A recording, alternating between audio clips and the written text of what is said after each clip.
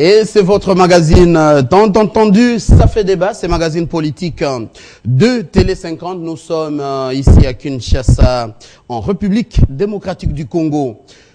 Alors, l'accord cadre signé le dimanche dernier à Addis Abeba, il faut croire à cet accord. Ce sont les mots du ministre congolais des Affaires étrangères et de la coopération internationale qui avait déclaré ça devant la presse, appelant et signifiant aux amis de la presse que la RD Congo est sur la bonne voie et on lui a demandé juste de poursuivre sur cette voie. Alors, ça fait débat, ça sera notre première thématique. Et puis nous allons parler de M23, ce monstre qui a maintenant 3 têtes. Pourquoi? Stratégie, diversion, manipulation.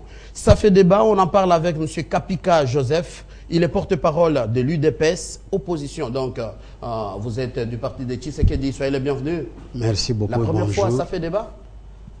Oui, la première fois, parce que l'autre fois, je n'étais pas accueilli. Et ça fait des années, il y avait eu un incident. Ah voilà, soyez les bienvenus. Billy Kambale, secrétaire exécutif de l'UNC à parti de Vital Kamere. Bienvenue. Merci. Monsieur Papitamba, vous êtes membre du PPRD, de la majorité présidentielle. Bienvenue. Merci. Également l'honorable Crispin, de la majorité présidentielle. Bienvenue.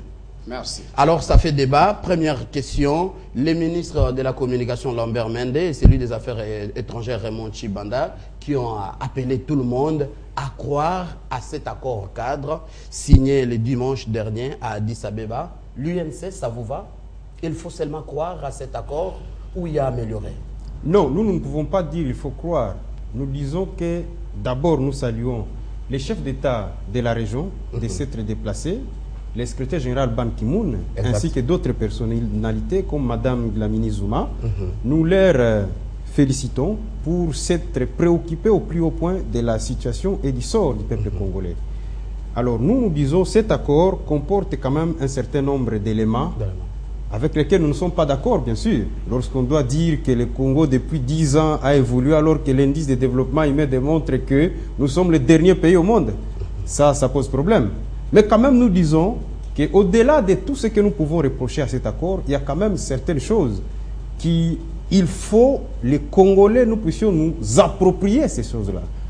Par exemple, lorsqu'on parle de la réforme structurelle des institutions de la République. Ah oui, l'UNC ne fait que marteler sur ça. Non, ça veut dire quoi pour vous, la réforme des institutions? Non, ça veut dire pour nous, c'est notre lecture et beaucoup d'analystes le partagent. Et nous sommes ravis aujourd'hui puisqu'après le mémorandum de l'opposition que nous avions déposé le 16 février 2012 à Addis Abeba, nous sommes contents qu'aujourd'hui on puisse reconnaître quand même qu'il y a des problèmes de dysfonctionnement des institutions suite, à l'illégitimité des acteurs qui animent ces institutions. Vous êtes sans ignorer que les assemblées provinciales aujourd'hui, ils évoluent dans quel cadre? Les gouverneurs sont illégitimes, les sénateurs n'en parlons pas. L'Assemblée nationale aujourd'hui, mais franchement, c'est une... je peux dire c'est un nid d'incubation des hommes... Mais elle est en règle, l'Assemblée nationale.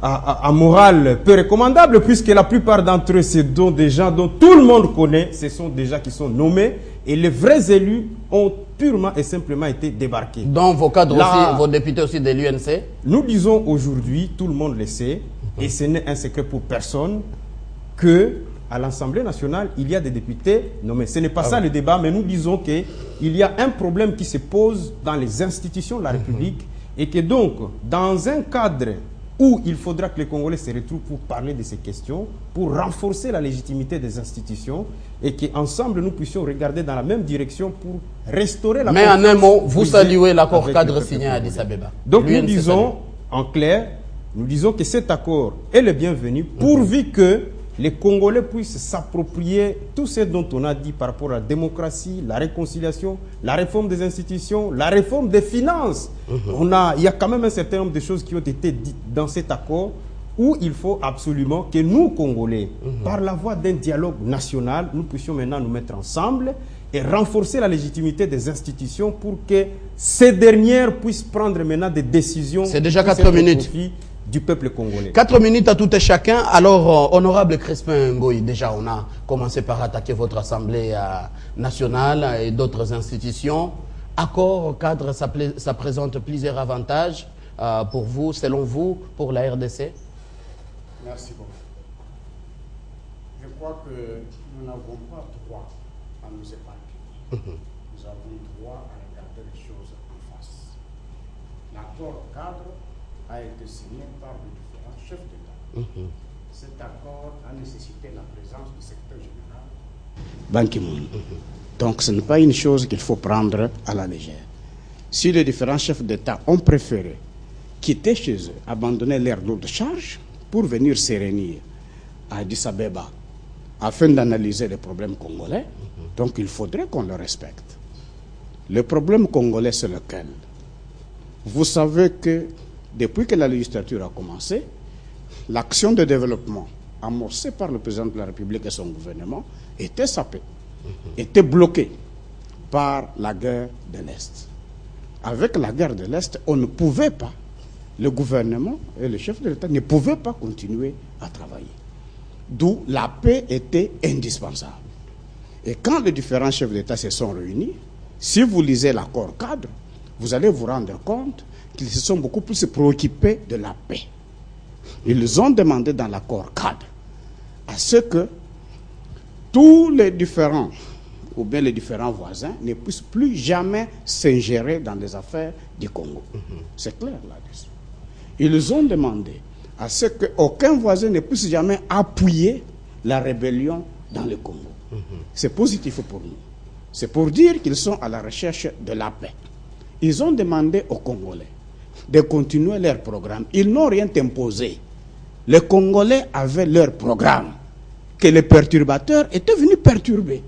Je vous donne les éléments. J'ai l'accord cadre avec moi. Ah, voilà, on y va. Je vois, on dit par exemple, continuer à approfondir la réforme du secteur de la sécurité, en particulier en ce qui concerne l'armée et la police. C'est le programme du gouvernement. Mais pourquoi en quoi ça vous dérange quand on parle de la réforme des institutions du pays?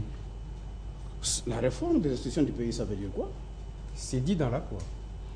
La réforme des institutions du pays. Oui, mais c'est-à-dire, attendez, je continue. Continuer à approfondir la forme du secteur de sécurité, consolider l'autorité de l'État. C'est un programme. Le gouvernement avait cette mission de consolider l'autorité de l'État. Pourquoi? Puisqu'il y avait les menaces partout. Et puis il y a troisième élément, effectuer des progrès en ce qui concerne la décentralisation. Nous avons opté pour la décentralisation. Ce n'est pas une histoire qui pouvait se faire en un jour. Ça pouvait se faire progressivement. Donc nous devons continuer avec cette décentralisation. Effectuer, promouvoir le développement économique, y compris au sujet de l'expansion des infrastructures et de la fourniture des services sociaux de base. C'est tout à fait normal. C'est le programme du gouvernement. Moi, quand j'ai lu ceci, je comprends tout simplement qu'est-ce que l'accord cadre dit. Voisins, retirez-vous, laissez le Congo faire son travail. C'est ça le message qu'il y a. Et nous devons appuyer cet accord. Nous devons appuyer, puisque cet accord nous ramène la paix pour nous permettre de travailler et de développer. En une minute, plusieurs factions de l'opposition a semblé dire que cet accord serait sans objet. Votre réaction? C'est tout simplement, il faut leur demander de lire cet accord avec intelligence pour comprendre que cet accord est utile. Ça nous ramène la paix et la paix nous amène le travail et le développement. Alors, le porte-parole de l'UDPS, vous êtes ici, M. Kapika Joseph, votre réaction. Selon vous, quels avantages présente cet accord cadre signé à Addis Abeba? Merci beaucoup. Je crois qu'il y a deux volets dans cet accord. Il y a un volet militaire et un volet politique. Dans le volet militaire, il est fait état à cette force neutre qui doit venir traquer ce qu'on appelle communément force négative. Mais il est aussi dit que les décisions prises par le président de la CIRGL doivent être respectées. Et je ne me tromperai pas en disant, tout en demandant qu'on vienne traquer les forces négatives, dont l'M23, on demande aussi, et c'est accepté dans l'accord, de continuer à parler avec l'M23. De deux, traquer, ça signifie faire la guerre. La guerre, ou une guerre, on sait comment elle commence, quand elle commence, mais personne n'a jamais su quand elle peut se terminer. Et une guerre a les mêmes dégâts. Des morts, des déplacés. Et dans la culture de nos armées, toutes tendances confondues, c'est le vol, les viols, les pillages. Donc, voilà des dégâts auxquels nous devons déjà nous attendre. Nous sommes en train de suivre l'exemple du Mali. On en est à la guérilla. On en est aux kamikazes qui se font exploser. Je ne souhaite pas que ça arrive ici, mais je pense que ce n'était pas ça la solution pour apporter la paix à l'Est. J'y reviens. Mais vous saluez d'abord le côté militaire de cet accord. Je n'ai rien à saluer. Je ne peux pas saluer un accord qui va faire que des Congolais meurent, que le nombre de refoulés augmente, qu'il y ait viol de femmes, vol, pillage. Non. Mais comment ramener la paix sans imposer cette paix dans cette partie du pays à l'Est? Je ne comprends rien. J'espère que vous allez me restituer mes minutes.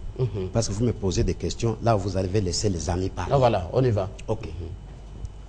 Nous sommes, je pense, en 2009.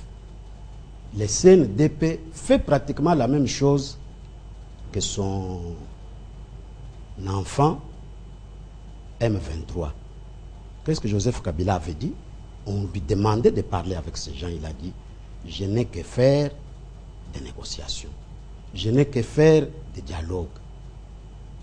Mais aujourd'hui, nous nous rendons compte qu'il est à la table du dialogue avec M23. Mais pourquoi ne pas épuiser cette voie-là? On n'a pas parlé de dialogue, on a plutôt dit écouter les revendications du M23. Vous savez, il y a la politique, il y a la diplomatie.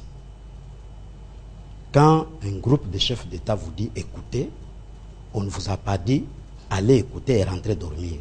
C'est une parenthèse. Il y a le volet politique. Mon frère ici a fait une lecture très bonne de cet accord. C'est un appel aux réformes, au plan sécuritaire, au plan économique, des institutions, de la démocratie. Moi, j'ai dit, c'est un constat de la faillite de l'État. On ne peut pas nous dire pays souverain. Nous sommes sortis de Sun City, il y a eu une transition, élection, et que la communauté internationale vienne nous demander ce travail-là. Ça, c'est le certificat de la faillite de l'État qui a été signé. Mais vous êtes d'accord que c'est un travail qui est déjà en cours Il et qu'on demande peut-être d'accélérer la vitesse non, d'exécution? non, le travail n'est pas en cours. Je continue. Mais il est en cours, il est à quel niveau? Rapidement. On parle de réconciliation nationale dans cet accord. Cela signifie... Mais c'était déjà annoncé par le président de la République. Il a annoncé quand? Le 15 décembre 2012, le 31 décembre, les Il a dit dialogues quoi? national. Il a Appeler les gens à la concorde nationale. Ah, Je ne fais que vous rappeler comme la journaliste. cohésion autour de lui qui a brisé la concorde nationale en trichant aux élections. Ça, c'est selon la vous, selon concorde l'UDPS. autour de lui, les rapports de la MONUSCO est là. Entre le 26 novembre et le 25 décembre, au moins 42 morts ici à Kinshasa. Les uns décapités, les autres éventrés. Et c'est autour de ces messieurs-là que les Congolais vont faire la cohésion nationale. Non, non. Je pense que ce n'était pas le sujet à l'ordre du jour. Je parle de la réconciliation. Ça signifie qu'il y a d'un côté des bourreaux, de l'autre des victimes. Une question. S'il n'y a pas eu querelle, s'il n'y a pas eu dispute, je ne vois pas pourquoi aujourd'hui, au niveau de la communauté internationale, on peut demander aux Congolais de se réconcilier. D'accord. Donc pour vous, l'UDPS n'est pas d'accord avec les accords cadres signés à Addis Abeba? Je vous dis que si les chefs de l'État ont bien posé leur diagnostic, ils viennent d'appliquer à la RDC un remède qui risque de les rendre davantage malades. Alors, réaction de la majorité présidentielle, Papi Tamba, c'est trop fort, les déclarations, les accusations contre votre parti.